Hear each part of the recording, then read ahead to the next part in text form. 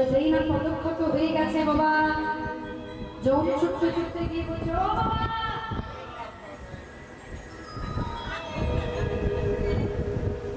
বাবা বলি বাবা আসলে তোমাকে আমার কথা বলার ছিল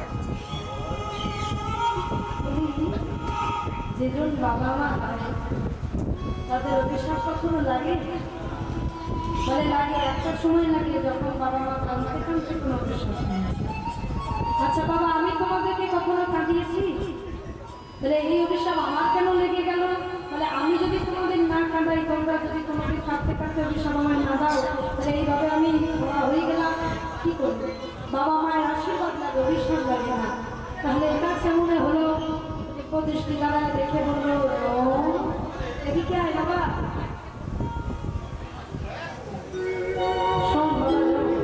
এ কথা আমি ছাড়া তুই ছাড়া অন্তর্জনী ভগবান ছাড়া আর গুণার ঘরে পাখি পক্ষী তোর পেট যেমন না পায় এটা তোর মা নয় আমি প্রতিষ্ঠি দ্বারা দেখলাম এটা তোর মায়ের একটা অংশ যে মেয়েটা এই সংসারের কয়েকদিন থাকলে বংশটাকে করে দেবে নির্বংশ আর যেই না বলে দিয়েছে এটা তোর মা নয় চিন্তা করছে এটা যদি আমার মাই না হয় তাহলে এটা কে বলে এটা তোর মায়ের অংশ এসে বলে দিলাম সম্ভব যেদিন তুই সুস্থ হয়ে যাবে সেদিন আমি তোকে কথা দিলাম তোর আসল মাকে আমি তোর কাছে ফিরিয়ে আনবো তবে তার আগে কথা কাউকে বলিস না এদিকে নিত্য দিন যমুনা গোবিন্দের চরণটা সেবা করে নিত্য দিনের মতো গোবিন্দের চরণটা সেবা করে ওই দাদার কপালে গোবিন্দ চরণের টিকা তুলে দিয়ে বলল প্রভু আমার দাদার মঙ্গল করো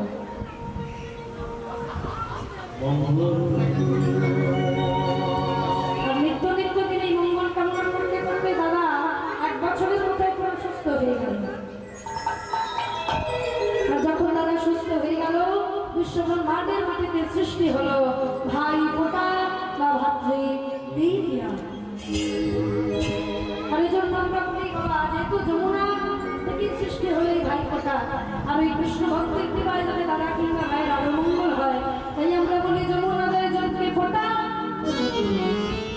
আমি দিই আমার ভাইকে ফোঁটা আমি দিই আমার ভাইকে ফোঁটা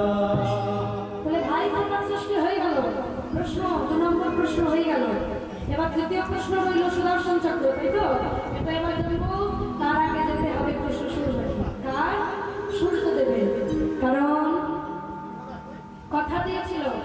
যেদিন জন সুস্থ হয়ে যাবে সেদিন আসল মাকে ফিরিয়ে আনবে আজকে গাইতে গাইতে যাচ্ছে যতজনের আছে একটু তুলে দাও তোমাদের একটু জগন্নাথ দেবের নাম গাইতে গাইতে যাবো কেমন ঘরে কোনো কালী নয় সবাই একটু নেচে নেচে যাবো শ্বশুর বাড়ি বলে কথা আনন্দ হয় সবাই নীলাচলে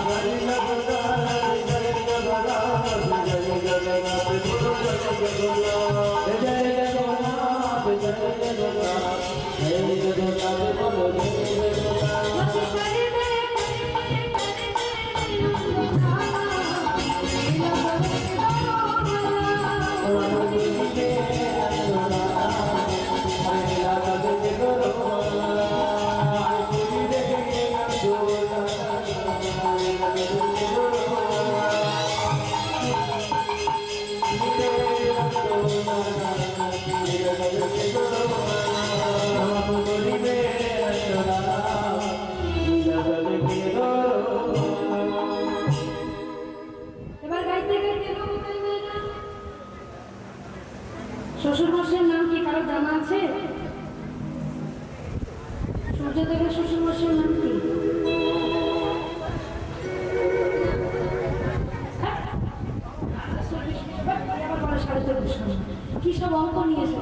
মায়ের আমরা তো কি করবো এবার ওই বিশ্বকর্মা যন্ত্রপাতি দেবতা ওই বিশ্বকর্মার কাছে এসে শ্বশুর মশাই বলছে ও বাবা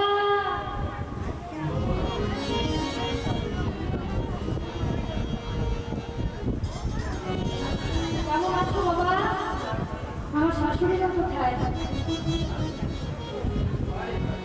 আর বাবা একটা কথা বলছি না ইয়ে মানে আমার সংজ্ঞা বলি আপনার মেয়ে এতদিন হলো আপনার ঘরে এসেছে আপনি আমার ঘরে তো এতদিন পাঠালেন না কেন কি সমস্যা বলে আমার স্ত্রী আমার ঘরেই যাবে না এই কেমন কথা কেন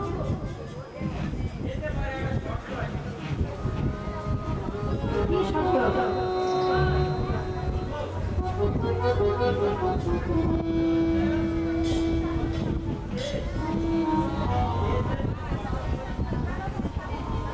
বলে শর্ত হচ্ছে তোমার প্রচুর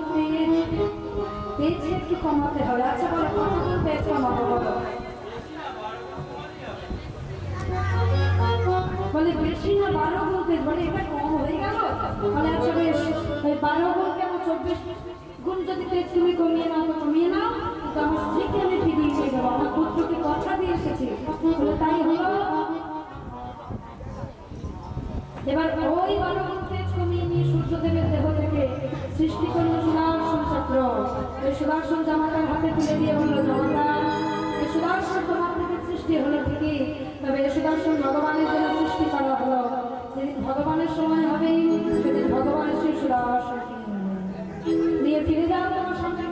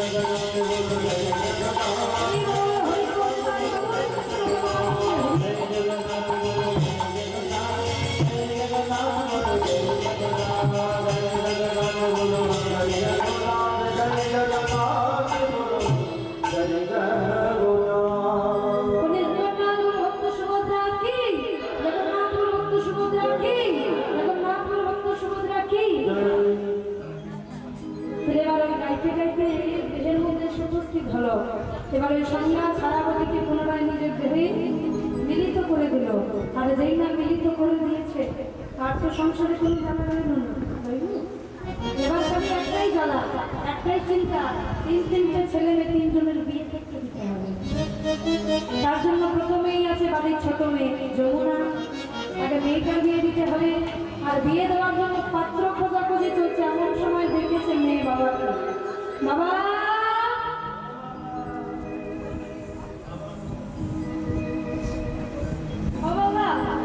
বলি তুমি নাকি আমার জন্য পাত্র দেখছো কিন্তু বাবা আসলে আমি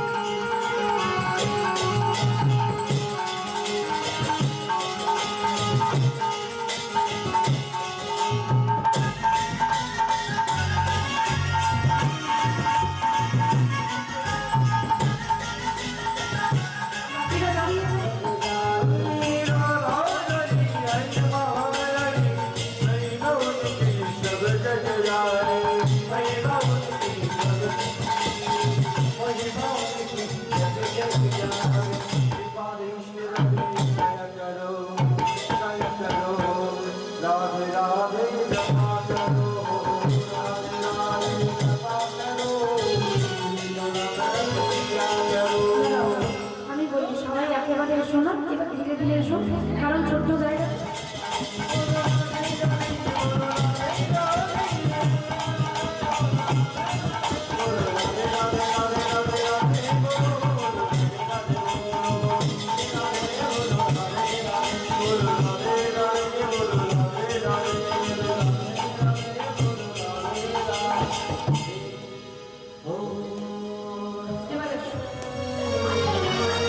যে দুজন এসেছিলে আনতে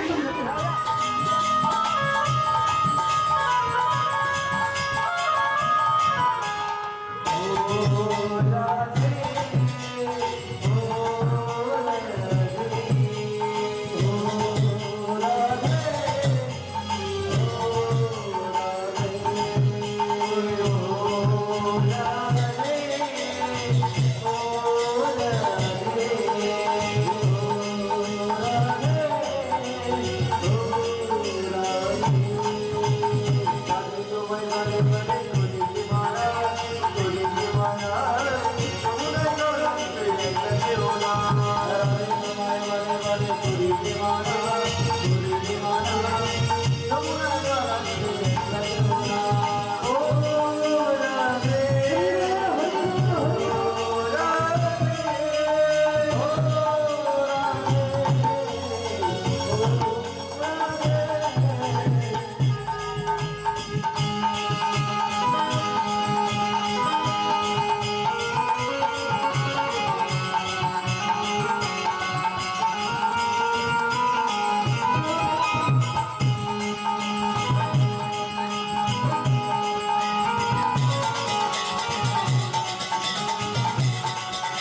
আমি বলছিলাম বাবু